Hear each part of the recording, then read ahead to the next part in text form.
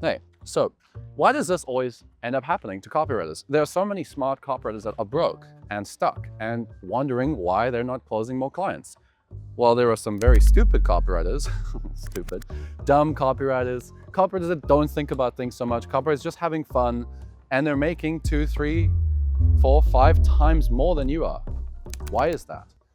Well, I've been thinking about this for quite a few years, right? And I've coached over 1,000 copywriters at this point, so I'll tell you exactly what it is.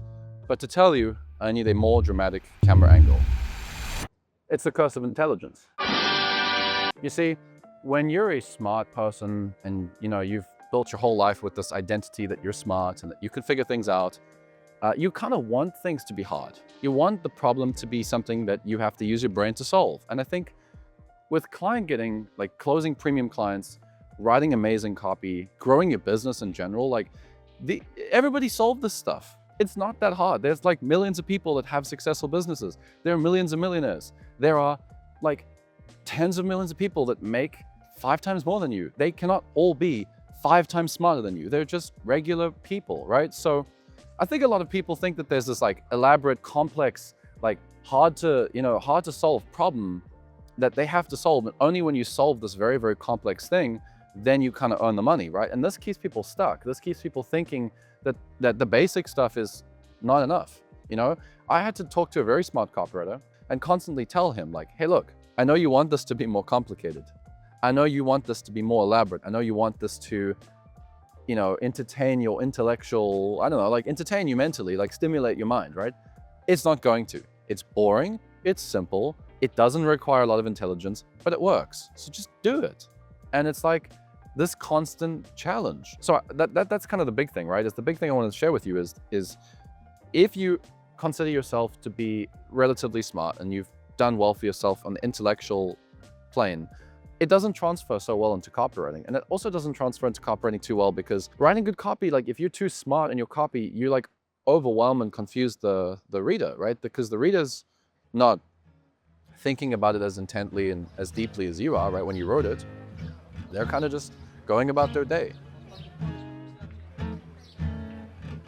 So let me tell you a story, right? When I was new into my career as a copywriter, I had a pretty good client, okay? And we were doing this project. And this is a perfect example of trying to be too smart and thinking that intelligence is what you need, right? Like this is something I'm telling you because I considered myself to be pretty smart. I was like, oh, I'm this young guy that's got this big client. I figured it out. I know what I'm doing. Like I'm this rock star. I thought pretty good of myself. I had a bit of an ego, right? And so I had this client and they wanted this email project from me. And they were like, hey, Matt, can you write these emails? And I was like, yeah, of course. And then they just kind of gave me a very, very vague description of what the project is. And then they kind of just left it with me. And they're like, do you have any questions? Anybody on this call have any questions? And I was like, no, like, I don't want to ask questions. No, like, that would look bad in front of all these people that I don't get it. Because everybody else was nodding their heads like, yeah, makes sense. And I actually didn't know exactly what we were supposed to do and how we were going to do it, but I didn't want to look like I was stupid, right? I didn't want to look like, and that's the thing, right? I didn't want to look stupid. I didn't want to feel stupid. I didn't want to show other people that I don't know everything. So I was like, no questions. And it totally backfired. Okay, it totally backfired. That campaign, fortunately, actually did well, but it only did well because I sent the emails to the copy chief a few days before we launched. And the copy chief was like, this is terrible. Like, you have to do this whole thing again. And here's all the things you did wrong. And here's what we actually needed. And so I was like, all right, well, I don't understand why it was so bad. And then I opened up, like that's the one thing. I said to him, like, look, I probably should ask more questions. I thought I understood the project, but I struggle to ask questions in front of all those people. So do you have any suggestions for me? And he's like, well, wouldn't you rather look stupid for 5 seconds than be the reason that an entire campaign and hundreds of thousands of dollars are lost? Like, is your ego too big? Does it really matter that much? And it's a really good point. He made a really good point back then. And I was like, you know what? I'm just going to embrace being a student from now on. Like, I don't mind being stupid. I actually embrace being stupid. And I think a lot of successful people actually just don't mind. They don't care. Like, there's a really good quote that a lot of successful people use. They say, I don't want to be the smart person in the room, right? I'd rather everyone in the room be smarter than me.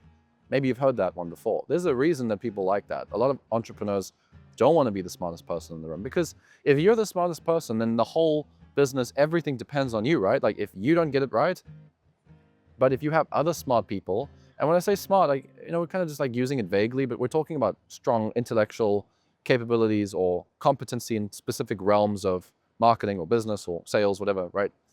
You want to have different smart people, right? So yeah, like that's the big thing, right? Is you don't let ego, don't let intelligence, don't let being smart get in the way of actually making money. Like there are so many simple things you can do literally today to increase your income, to improve at copywriting, to grow your business, to build more powerful connections. But if you're just like, oh, it can't be that simple. Surely we need to have some elaborate strategy. Surely, is that your ego talking? Maybe, right? Like, I'm having this heart to heart with you because you could be stuck at the income you're at for years just because you're currently explaining away all the reasons you're failing. You're dismissing all the simple stuff that actually works. You're overthinking every single time you write a single piece of copy. And you are not able to take feedback or advice from people that you deem to be slightly less intelligent than you, like that's a big thing. Like it's actually very difficult to coach intelligent people. Like as a copy coach who's coached over 1,000 copywriters, the intelligent ones are actually the hardest to work with because the ones that aren't so intelligent, or at least they don't identify as intelligent, like most people actually have a pretty decent intelligence, like, but the ones that don't identify as intelligent people, they just identify as like regular people who want to make it work with copywriting. I'm like, do this, then do this, and then based on your situation, based on our conversation, do this, this, and this. And they're like, amazing, thank you. And then they go do it. Like, that's it. They just do it. Whereas some of the more intellectual copywriters, I'll say, do this, and then do these 3 things. And they're like, yeah, Matt, like, I really like that, but, I did this thing and it didn't work previously. And I don't really think this is going to work so well for me because of this. So that's a big thing. Like, don't over-explain why things happen either. Just accept them as they are. It's okay to play dumb. I would actually say, play dumb. If you play dumb and you assume you don't know, and you assume you're not stupid, but like you assume that there's stuff you don't know, and you assume it's actually quite easy, and you assume things are going to work out, and you don't overthink it, you don't like complicate things. Can you imagine if I was trying to imagine, like, solve YouTube, right? And say, okay, I'm going to solve YouTube. I probably would still be like scripting my first 3 videos, like, oh, this video would work, but it doesn't have this component. It doesn't have this. It's missing this. It needs that. And the scene needs this and it needs that. And like, I don't have time to do that, honestly. Like, I don't have time to overthink and build this perfectly. I think the intelligence and perfection almost have like a Venn diagram with each other, where it's like intelligent people and like perfectionists, and they kind of like, you have a couple people that are blessed with both. It's like they think that they're super smart and they're a perfectionist, and it's like you don't get any work done. Like, you're in a startup environment with copywriting. Everything's a startup, everything's new. You're kind of figuring everything out at the same time. It's all chaos. You cannot automate that easily. You have to just jump in and figure out the rest later. So with my YouTube channel, I remember having a lot of people giving me all these different opinions and all these different perspectives. Like, you should do this type of content. You should do this type of content. This type of thing's not going to work. You shouldn't really worry about this. And I was like, yeah, maybe, but I don't know. I'm dumb. I'm just going to record some videos and do what I like and have some very smart people on my team.